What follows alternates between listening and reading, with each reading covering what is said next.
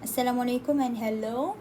In this video, I'm going to do and explain to you the last example for percentage yield, which is example 8.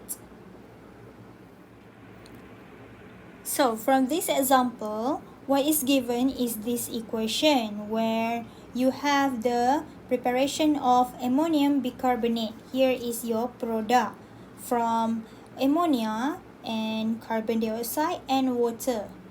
And this student used 0.87 mole ammonia and 0.94 mole CO2, and water is present in excess. So the information is given. And the next is the question asks you to find out the actual yield of our product here, ammonium bicarbonate, in gram if this student obtains a 74.4% yield in the reaction. So I know it's a lot, but try to go one by one. So what we have here, we got mole of ammonia. So this is mole of ammonia, mole available. And the next one, we got mole for carbon dioxide, 0.94 mole. Also, our mole available. And the next one, we got one statement here said that water is present in excess. So what can we say here? Water is excess reactant. So next one, what we're gonna do, my tips to you, you have to do the stoichiometry to determine the limiting reactant first. Why? What's the relationship between limiting reactant in this percentage yield example? So the tips is, when you have two reactants and both reactants the moles are given, you have to find out the limiting reactant. So kalau kita lihat contoh di sini, as you can see here, NH3 and CO2, both reactants here are given their mole available for the reaction. So maknanya, you have to find out the limiting reactant first before awak continue untuk cari actual yield. So, my tips there, from balance equation, do the stoichiometry, find out the number of mole. From the equation, I have 1 mole NH3, I got 1 mole CO2. So 1 mole NH3 reacts with 1 mole CO2, my first line. And the next one, 0.87, I use for NH3. And my X here, saya set sebagai CO2. So, I got my second line. And rearrange to find out the X value, which is 0.87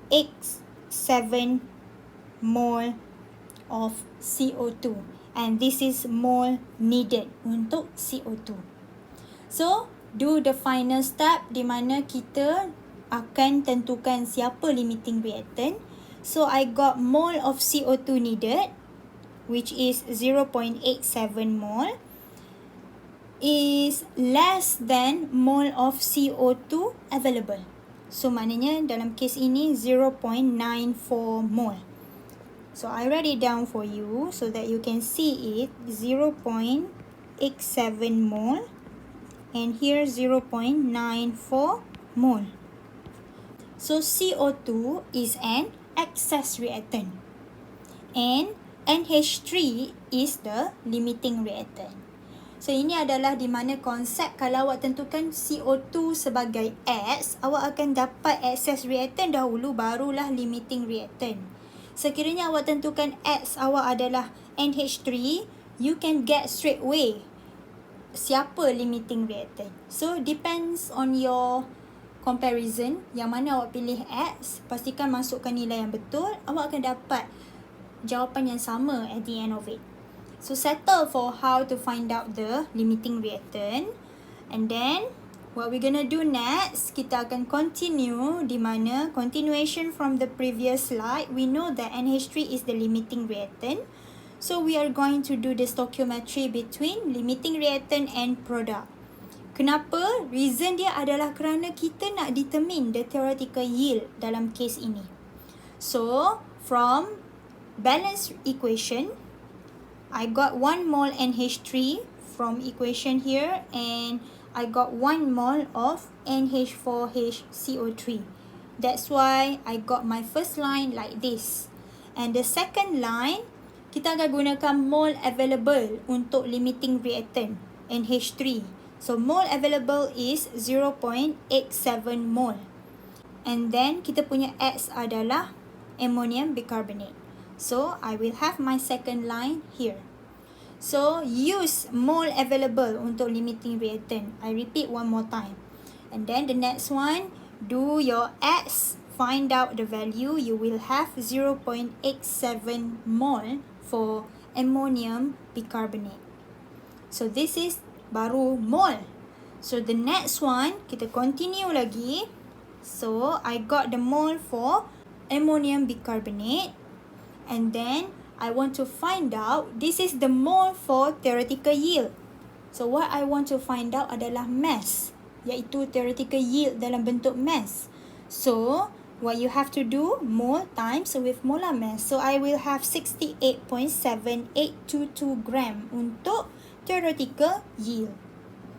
And the last step, kita akan rearrange formula percentage yield untuk dapatkan actual yield.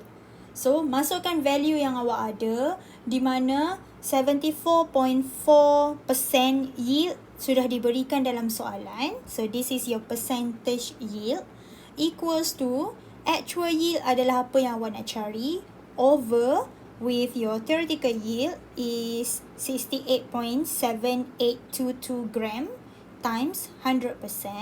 Press your calculator carefully and you will have the value for actual yield is 51.1740%. So this is your actual yield.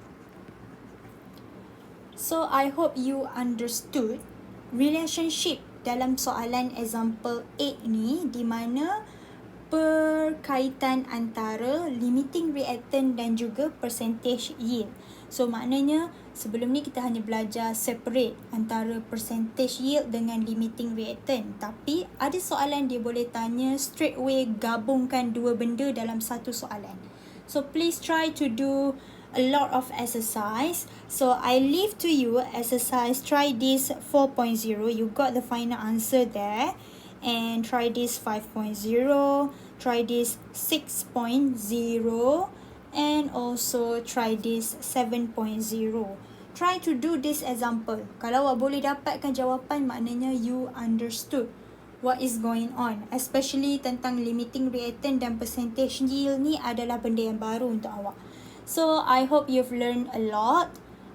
So now we are done with chapter 4, chemical equation and stoichiometry. So far the journey is very long, but at least you're done now. So please, final thing, push yourself a lot because no one else is going to do it for you. You have to do it by your own. And please believe in yourself. So I'll see you in the next chapter for the next video. Thanks for watching. Bye.